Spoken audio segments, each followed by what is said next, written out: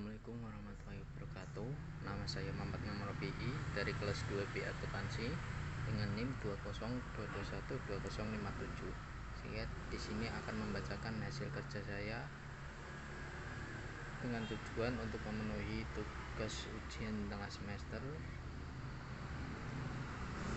tentang mencari sebuah kasus dalam materi etika dan isu manajemen sosial.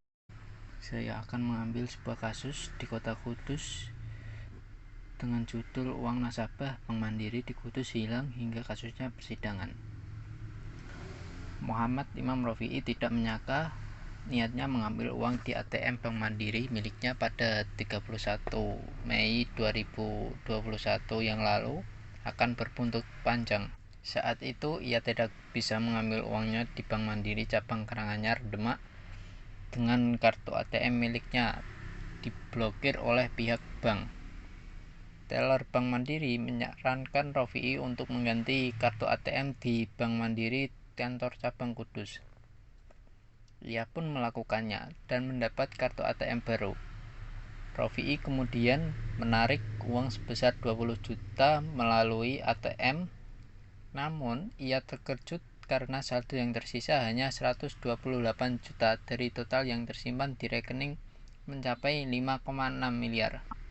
Rafi'i langsung melapor ke pihak bank. Ternyata ada 4 transaksi pemindah bukuan dari rekeningnya, yaitu pertama, Real Time Gross Settlement atau RTGS Tanah Bantul 1 sebesar 2 miliar, transfer RTGS Tanah Sawah Bantul sebesar 1,3 miliar, dan penarikan uang tunai sebesar 500 juta, kata Rafi'i.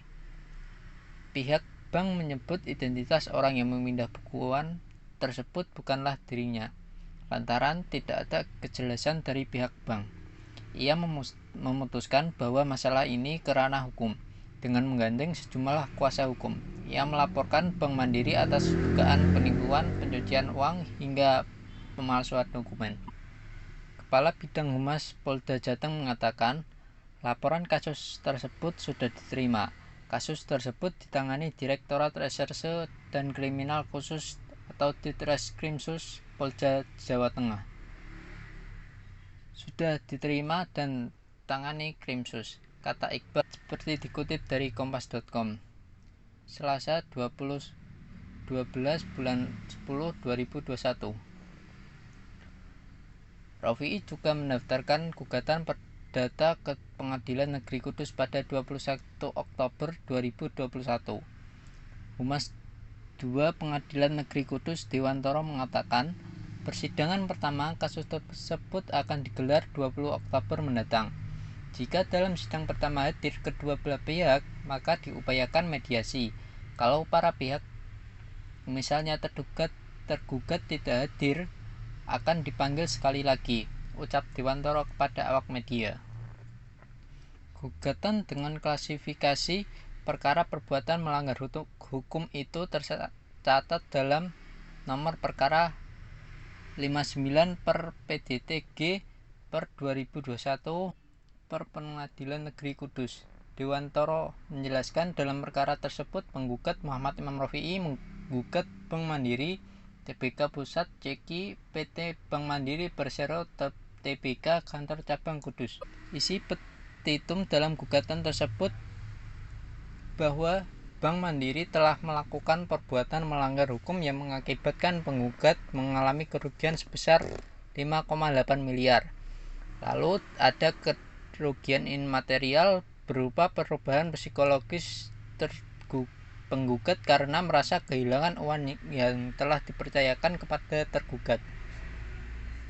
Jadi menurut penggugat kerugian imaterial 50 miliar. Jadi total kerugian menurut penggugat yang wajib ditanggung oleh tergugat adalah sebesar 55,8 miliar. Jelas Dewantoro. Gugatan lainnya yakni menghukum tergugat untuk membayar uang paksa atau duang som kepada penggugat sebesar 50 juta tiap hari karena keterlambatan membayar. yang mulai dihitung sejak adanya putusan atas perkara tersebut. Bank Mandiri menyatakan siap mengganti uang Rofi'i yang hilang sebesar 5,8 miliar. Tapi dengan catatan ada bukti kelalaian yang dilakukan oleh pihak bank terkait proses hukum yang sedang berlangsung di kepolisian dan pengadilan atas masalah yang terjadi pada rekening nasabah saudara Muhammad Imam Rofi'i, kata VP Government Business Head Bank Mandiri Regional 7 Jawa Tengah 2D Minarge Pasar Ibu kepada wartawan Jumat 8 Oktober 2021 lalu. Berkomitmen mengganti dana nasabah jika terbukti terdapat kelalaian di pihak kami sesuai putusan pengadilan, tambah dia. Namun sebaliknya, jika tidak ada bukti sah kelalaian, Mandiri juga akan memproses laporan nasabah itu ke polisi. Apabila terbukti tidak terdapat kesalahan pada Bank Mandiri, kami akan memproses secara hukum, ucap Minar. Kasus hilangnya uang Rofi'i ini juga akan ditangani oleh Bank Mandiri Pusat, termasuk dalam menghadapi gugatan Rofi'i di Pengadilan Negeri Kudus. Terkait dengan pemberitaan soal Bank Mandiri digugat nasabah itu sudah diteruskan ke Bank Mandiri Pusat, sedangkan yang akan memberikan pernyataan juga dari pusat langsung. Tutur Kepala Bank Mandiri Kantor Cabang Kudus Prasetyono kepada wartawan Kamis tanggal 7 bulan Oktober 2021. Semarang antara Pengadilan Negeri Kudus pada sidang putusan atas gugatan Muhammad Imam Rofi'i warga Kudus yang kehilangan uang di rekening tabungan Bank Mandiri senilai 5,8 miliar. Dengan tergugat PT Bank Mandiri mengabulkan gugatan penggugat untuk sebagian. Menanggapi hal tersebut, Nur Iwan Soyanto selaku Regional Operations Head Bank Mandiri Regional 7 Jawa 2 menjelaskan pihaknya belum menerima salinan keputusan Pengadilan Negeri Kudus tersebut.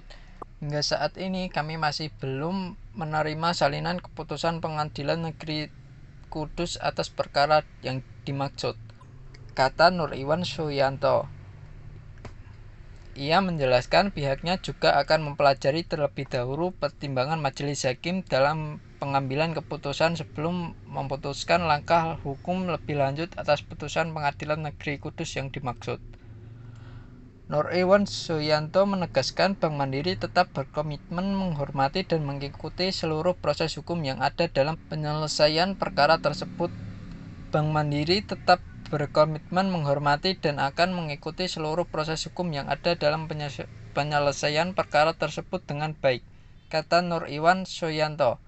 Sidang putusan atas gugatan nasabah Bank Mandiri tersebut berlangsung pada Rabu tanggal 25 Mei 2022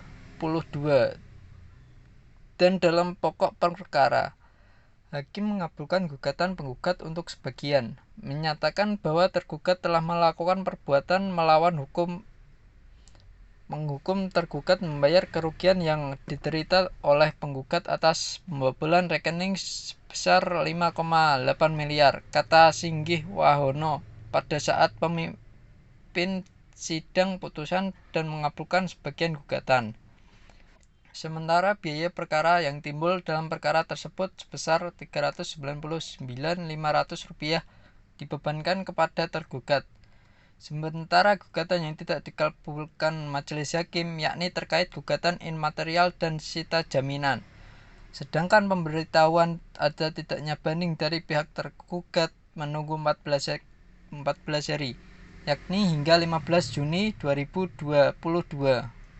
Atas putusan tersebut, maka para pihak berhak menentukan sikap. Jika menerima putusan, maka dinyatakan inkrah. Sedangkan sebaliknya, jika tidak menerima putusan, ada upaya banding dalam tenggang waktu 14 hari sejak putusan diucapkan.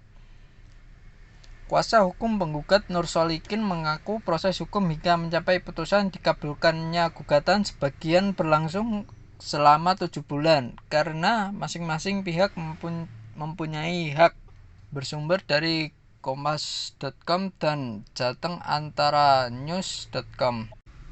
Termasuk ke dalam dimensi moral, apakah permasalahan dalam sistem informasi yang Anda temukan? dan jelaskan. Isu etika, sosial, dan politis yang diangkat oleh sistem informasi tercakup dalam 5 dimensi moral sebagai berikut. Yang pertama, hak dan kewajiban informasi. Hak informasi atau information right. Apa saja yang dimiliki oleh individu dan organisasi dan apa yang dapat mereka lindungi. Yang kedua, hak dan kewajiban terkait kepemilikan. Bagaimana hak kekayaan intelektual model lama dapat dilindungi oleh sebuah masyarakat digital di mana melacak serta mengkalkulasi kepemilikan sangatlah sulit dan mengabaikan hak kepemilikan semacam itu sangat mudah. Yang ketiga, akuntabilitas dan pengendalian. Siapa yang mampu menyelenggarakan dan akan diberi sanksi atas perbuatan yang merugikan terhadap informasi individu maupun kelompok serta hak kepemilikan. Yang keempat, kualitas sistem. Standar kualitas data dan sistem seperti apa yang kita butuhkan untuk melindungi hak-hak individu dan keamanan dalam masyarakat. Yang kelima, kualitas hidup. Nilai-nilai apa yang harus dipertahankan dalam sebuah masyarakat yang syarat akan pengetahuan dan informasi, praktik dan nilai budaya apa yang didukung oleh teknologi baru tersebut. Jadi menurut saya permasalahan dalam sistem informasi yang saya temukan dalam kasus tersebut adalah termasuk dalam kualitas sistem, karena adanya kesalahan sistem diperbankan sehingga dapat mengakibatkan kesalahan termasuk di dalamnya hilangnya uang nasabah. Apakah peraturan di Indonesia dapat melindungi hak-hak korban dari permasalahan isu sosial dan etika dalam sistem informasi tersebut? Bisa, karena hukum di Indonesia dapat melindungi hak korban dalam menangani masalah sosial dan etika dalam sistem informasi. Pemerintah Indonesia telah memberlakukan sejumlah undang-undang dan peraturan untuk melindungi hak korban dalam menangani masalah sosial dan etika dalam sistem informasi. Di antaranya Undang-Undang Informasi dan Transaksi Elektronik, Undang-Undang Perlindungan Data Pribadi, Undang-Undang Perlindungan Hak Cipta dan Hak Terkait, dan Undang-Undang Perlindungan Konsumen. Untuk perlindungan terhadap sistem informasi terdapat dalam Undang-Undang Nomor 11 Tahun 2008 tentang Sistem Informasi dan Transaksi Elektronik yang lebih populer dengan istilah UU ITE. Terdapat pasal 30 ayat 1 yang menjelaskan bahwa setiap orang dengan sengaja dan tanpa hak atau melawan hukum mengakses komputer dan sistem elektronik milik orang lain dengan cara apapun, dan terdapat dalam pasal 30 ayat 3 yang berbunyi bahwa setiap orang dengan sengaja dan tanpa hak atau melawan hukum mengakses komputer dan sistem elektronik dengan cara apapun dengan melanggar, menerobos, melampaui atau menjebol sistem pengamanan. Di samping itu juga dapat dijerat dengan pasal 32 ayat 2 yang menyebutkan bahwa setiap orang dengan sengaja dan tanpa hak atau melawan hukum dengan cara apapun memindahkan atau mentransfer informasi elektronik dan dokumen elektronik kepada sistem elektronik orang lain yang tidak berhak. Dan ketentuan berikutnya yang juga dapat digunakan adalah pasal 36 yang menyebutkan bahwa setiap orang dengan sengaja dan tanpa hak atau melawan hukum melakukan perbuatan sebagaimana dimaksud dalam pasal 27 sampai dengan pasal 34 yang mengakibatkan kerugian bagi orang lain. Ini artinya tindakan kejahatan perbankan dan berikut ancaman hukumannya tersebut dapat dijerat dengan UU ITE, sehingga aparat kepolisian telah mempunyai landasan hukum untuk mengambil tindakan penyelidikan dan penyidikan kejahatan kartu ATM dan transaksi elektronik lainnya dengan ancaman pidana penjara paling lama 12 tahun dan denda paling banyak 12 miliar rupiah. Untuk penyelesaian masalah dalam sebuah kasus di atas adalah yang pertama, dengan melakukan pengecekan riwayat transaksi rekening atau saldo secara berkala. Dan kedua, jaga data diri Anda termasuk PIN rekening. 3. Upayakan jangan memberi password rekening sesuai tanggal lahir Anda. 4. Ketika memasukkan password di ATM, disarankan sambil menutup dengan tangan. 5. Jangan meminta bantuan orang lain ketika berada di ATM. Mintalah bantuan kepada satpam atau orang yang dipercaya. 6. Hiraukan ketika menerima pesan atau panggilan dari pihak tidak dikenal dan mengatasnamakan dengan pihak bank. Satu-satunya batasan untuk meraih mimpi adalah keraguan-raguan kita akan hari ini. Marilah kita maju dengan keyakinan yang aktif dan kuat. Franklin Roosevelt. Sekian dari saya. Apabila adanya kesalahan, mohon dimaafkan karena saya baru pertama kali buat video. Dan terima kasih. Wassalamualaikum warahmatullahi wabarakatuh.